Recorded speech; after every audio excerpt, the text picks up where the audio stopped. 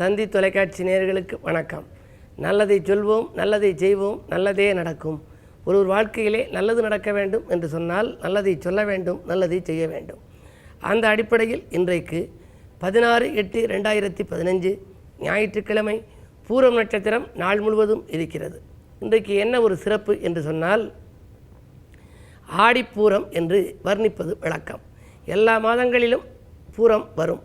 ஆனால் ஆடி மாதத்திலே வருகின்ற பூரம் மட்டும் ஆடிப்பூரம் என்று சொல்வார்கள். காரணம், இன்றைக்கு ஆண்டாள் நாச்சியார் அவதரித்த தினம். அவருடைய பாடல்களிலே பார்த்தால் எப்படி மழை பொழிகின்றது என்று ஆழி மழைக்கண்ணா என்று ஒரு பாடல் உண்டு. மேகம் கீழே இருக்கின்ற தண்ணீரை சுமந்து சென்று மேலிருந்து பொய்வதை அவர் அழகாக ஒரு கவிதையிலே எடுத்து சொல்லியிருக்கிறார். அந்த ஆண்டாள் திருநட்சத்திரம் என்பதனாலே இன்றைக்கு ஆண்டாளை வழிபட்டால் மிக அற்புதமான வாழ்க்கை அமையும். இன்றைக்கு பிறக்கிற குழந்தைக்கு ஆண்டாள் என்று பெயர் சூட்டுவார்கள். இன்றைக்கு சில நாட்களுக்கு முன்னதாகவே நாம் ஊற வைத்த பயிரை முளைக்கட்டி இருந்தால் அந்த முளைக்கட்டிய தானியத்தை கொண்டு போய் அம்பிகையின் பாதத்திலே வைத்து வழிபட்டு அதை சாப்பிட்டால் பிள்ளை பிறக்கும் என்பது ஒரு நியதி. இன்றைக்கு நான் உங்களுக்கு சொல்ல இருக்கிற நல்ல கருத்து, எந்த நட்சத்திரம் எதற்கு உகந்தது என்பதை பற்றி இன்றைக்கு நான் உங்களுக்கு தெரிவிக்கப் போகின்றேன். அச்சமின்றி வாழ வழிவகுப்பது நட்சத்திரங்கள் தான். நம்பிக்கைகளுக்கும் அந்த நட்சத்திரங்களை நம்பி நாம் செய்கின்ற காரியங்கள் என்னென்ன செய்தால் நமக்கு நன்மையாக இருக்கும் என்பதையெல்லாம் நீங்கள் அறிந்து கொள்ள வேண்டும். அசுவதியிலிருந்து 27 நட்சத்திரங்களுக்கும் முன்னோர்கள் சொல்லி வைத்திருக்கிறார்கள். அசுவதி நட்சத்திரம் ஒரு தினம் வருகிறது என்று வைத்துக் கொள்ளுங்கள். இன்றைக்கு எப்படி பூரம் வருகிறதோ அதுபோல அசுவதி என்று வந்தால் அன்றைக்கு என்ன செய்யலாம் என்றால், விவாக பேச்சுக்கள் முடிவடைவதற்கும் விவாகம் நடப்பதற்கும் உகந்தது அந்த நட்சத்திரம். அது மட்டுமல்ல, பிள்ளைக்கு பெயர் சூட்டுகிறோம் என்று சொன்னால் அசுவதி வருகின்ற அன்றைக்கு பெயர் சூட்டலாம். மேலும் ஆடை ஆபரணங்கள் வாங்குவதற்கு புத்தாடை வாங்க வேண்டும் என்றால் அன்றைக்கு நாம் தேர்ந்தெடுத்து கொள்ளலாம். அசுவதி அன்றைக்கு நாம் புத்தாடை வாங்கினால் நிறைய ஆடைகள் வாங்குவதற்கான வாய்ப்புகள் நமக்கு கைகூடி வரும். விதை விதைப்பதற்கு உகந்த நாள். கிரகப்பிரவேசம் செய்வதற்கும் அசுவதியை நாம் உபயோகப்படுத்தி கொள்ளலாம். ஒரு வீடு கட்டி இருக்கிறோம், அதற்கு கிரகப்பிரவேசம் செய்ய வேண்டும் என்று விரும்புபவர்களெல்லாம் அசுவதி என்ற நட்சத்திரத்தை தேர்ந்தெடுக்க வேண்டும். நட்சத்திரம் மட்டும் போதாது, ஏனென்றால் நட்சத்திரத்தோடு முகூர்த்த நாளாக இருக்க வேண்டும், சித்தயோகமாக இருக்க வேண்டும். அது மட்டுமல்லாமல் உங்களுக்கு உகந்த நட்சத்திரமாகவும் அது இருக்க வேண்டும். அப்படி இருக்கும் பட்சத்தில் இந்த நட்சத்திரத்தில் எது செய்யலாம் என்பதை நீங்கள் தெரிந்து கொள்ள வேண்டும். மா, பலா, தென்னை போன்ற விருட்சங்களை வீட்டில் வைப்பவர்கள் அசுவதி அன்றைக்கு வைத்தால் மாங்காய் நிறைய காய்க்கும், பலாக்கனி நிறைய கொடுக்கும், தென்னையும் நிறைய அது தேங்காயை கொடுக்கும். அப்படி விதை விதைக்கின்ற நாள் நல்ல நாளாக இருந்தால்தான் அந்த விருட்சங்கள் மிகச் சிறப்பாக வளரும். இதற்கெல்லாம் நீங்கள் அசுவதி நட்சத்திரத்தை தேர்ந்தெடுக்கலாம். அதே போல் பரணி நட்சத்திரம் என்று வருகிற நாளில் உங்களுக்கு பரணி நட்சத்திரம் அனுகூலமாக இருக்கும் பட்சத்தில் பரணி அன்றைக்கு சித்தயோகமும் வர வேண்டும், நாள் நல்ல நாளாக இருக்க வேண்டும். அப்படி இருக்கின்ற பட்சத்தில் பரணி என்று வந்தால் அன்றைக்கு வீட்டிலே அடுப்பு போடுவது நடத்தலாம். ஒரு புது வீடு கட்டினால் அடுப்பு போடுவது முக்கியம். ஏனென்றால் அன்னம் அன்றைக்கு நாம் சமைப்பதற்கு உதவுகிற ஒரு பொருள் அடுப்பு. அடுப்பு நல்ல நேரத்தில் போட்டால்தான் அந்த வீட்டிலே தொடர்ந்து அன்னம் கிடைத்து கொண்டிருக்கும். பசிப்பிணி இல்லாமல் வாழ்க்கை நடத்துவார்கள்.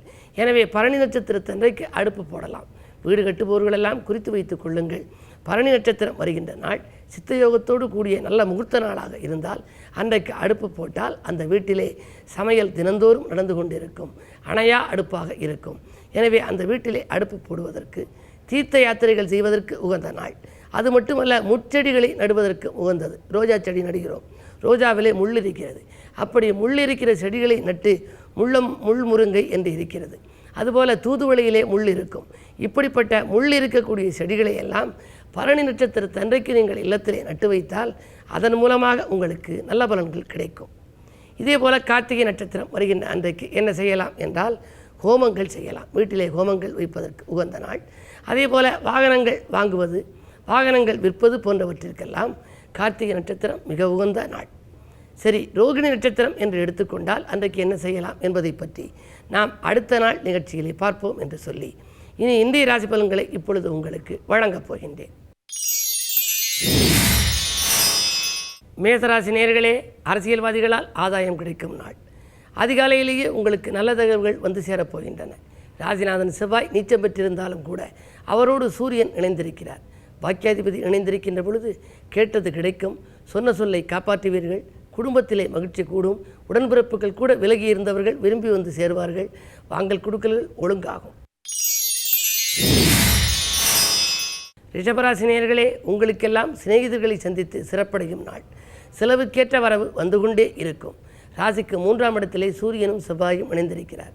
எனவே அரசியல்வாதிகளால் அனுகூலங்கள் கிடைக்கலாம். தொழில் முன்னேற்றம் உண்டு. தொல்லை தந்த எதிரிகளெல்லாம் விலகிச் செல்வார்கள். செவ்வாய் பலம் குறைகிறது. விரையாதிபதியின் பலம் குறைவதால் விரயங்கள் குறைவாகவே இருக்கும். வரவு அதிகமாக இருக்கும். இந்த நாள் உங்களுக்கு ஒரு நல்ல நாள். மிதுனராசி நேயர்களே, 2ஆம் இடத்தில் சூரியனும் செவ்வாயும் முற்றுகையிட்டிருக்கிறார்கள். தொழில் மாற்ற சிந்தனைகள் மேலோங்கும். தொல்லை தந்தவர்கள் எல்லையை விட்டு விலகிச் செல்வார்கள். தொழில் ஸ்தானாதிபதியாக விளங்கும் குரு பகவான் 3இலே இருக்கிறார். கொஞ்சம் வலிமை குறைந்திருப்பது ஒரு வழிக்கு நன்மைதான். சப்தமாதிபதியாகவும் 10க்கு அதிபதியாகவும் விளங்கும் குரு பகவான் வலிமை இழந்திருப்பதால் கேந்திராதிபத்திய தோஷம் பெற்ற கிரகங்கள் வலிமை இழந்திருக்கும் பொழுது யோகத்தை செய்யும். எனவே புதிய தொழில் கூட்டாளிகள் வந்தினைவர். சென்ற நாளில் ஏற்பட்ட இழப்புகளை எல்லாம் இப்பொழுது ஈடு செய்ய வாய்ப்புகள் வரும். புதிய ஒப்பந்தங்கள் வந்து சேரும். வரவு திருப்திகரமாகவே இருக்கிறது. கடகராசி நேயர்களே, விட்டுப்போன வரன்கள் மீண்டும் வந்து சேரும் நாள். விஐபிக்களின் ஒத்துழைப்பு உங்களுக்கு உண்டு. சில நாட்களுக்கு முன்னதாக வந்த வரன் விட்டு போய்விட்டது என்ற கவலை இன்றைக்கு அகலும். கல்யாண கனவுகள் நனவாகும். இடம்பூமி வாங்குவதில் இருந்த தடைகளும் அகலும். உத்தியோக உயர்வு பற்றிய சிந்தனைகள் மேலோங்கலாம். அரசியல்வாதிகளால் அனுகூலம் கிடைக்கும். இந்த நாள் உங்களுக்கு ஒரு பொன்னான நாள். சிம்மராசி நேயர்களே, ஜென்மச்சந்திரன் உலாவரும் இன்றைக்கு குருச்சந்திர யோகம் செயல்படப் போகின்றது. வம்பு வழக்கல் தீர்ந்து வளம் காணும் நாளாக கருதலாம். வாய்ப்புகள் வாயில் கதவை தட்டும். வாகன மாற்று சிந்தனை மேலோங்கும். அந்நிய தேசத்திலிருந்து வருகிற தகவல் கூட அனுகூலமாக இருக்கும். ஞாயிற்றுக்கிழமை என்பதால் இன்றைக்கு விடுமுறை நாளில் இன்றைக்கு நீங்கள் ஆலயத்திற்கு சென்று வழிபாடுகளை மேற்கொள்ளுங்கள்.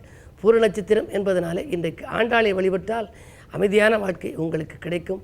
அருகில் இருக்கும் ஆலயத்திற்கு சென்று அம்பிகை வழிபாட்டையும் நீங்கள் மேற்கொள்ளலாம். கன்னிராசி நேயர்களே, ஜென்ம ராகு.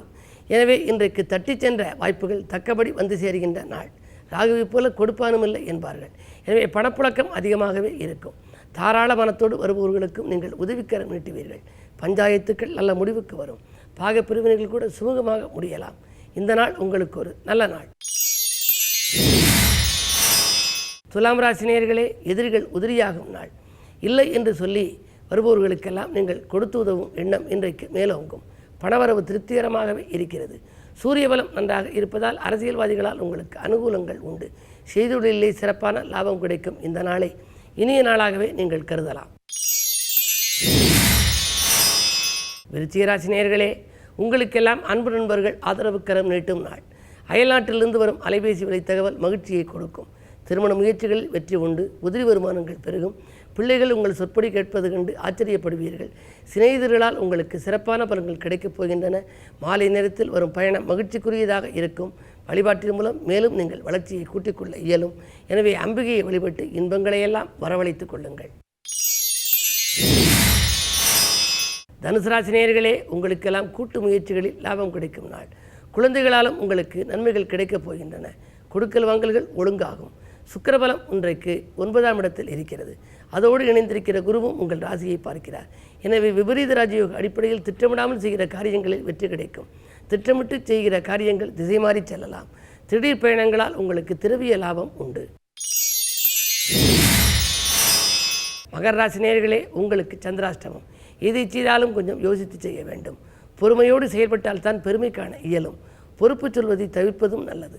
யாருக்கேனும் இன்றைக்கு பணப்பொறுப்பு சொன்னால் அதை நீங்கள் ஏற்றுக்கொள்வதாக முடிந்துவிடும். ஆலய வழிபாட்டில் அமைதியை வரவழைத்துக் கொள்ளுங்கள்.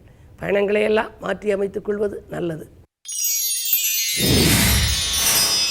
கும்பராசி நேயர்களே, கூட்டு கிரகமாக இருந்த 4 கிரகங்கள் உங்கள் ராசியை பார்க்கின்றன. எனவே இன்றைக்கு ஒரு இனிய நாள். கல்யாண வாய்ப்புகள் கைகூடி வரப்போகின்றது. கட்டிடப்பணியில் இருந்த தொய்வுகள் அகலும். உத்தியோக முன்னேற்றம் கருதி எடுத்த முயற்சிகளில் வெற்றி உண்டு. நண்பர்களின் உறுதுணையோடு நல்ல காரியம் ஒன்றிற்கு பிள்ளையார் சொல்லி போடப் போகின்றீர்கள். மீனராசி நேயர்களே, ஆரோக்கியம் சீராகி ஆனந்தப்படுத்தும் நாள். மருத்துவ செலவுகள் குறையும். ஆதாயம் எதிர்பார்த்தபடியே உங்களுக்கு வந்து சேரும். திடீர் பயணங்கள் தித்திக்க வைக்கும். வாங்கல் கொடுக்கல்களை எல்லாம் ஒழுங்கு செய்து கொள்வீர்கள். வெளிவட்டார பழக்க வழக்கம் விரிவடையும் என்று மாலை நேரத்தில் கொஞ்சம் விழிப்புணர்ச்சி தேவை. நட்சத்திரம் பூரம் என்பதால் விரயங்கள் கொஞ்சம் அதிகமாகவே இருக்கிறது. உறவினர் பகை உருவாகாமல் பார்த்து கொள்ளுங்கள். மேலும் விவரங்கள் அறிய தினத்தந்தி படியுங்கள்.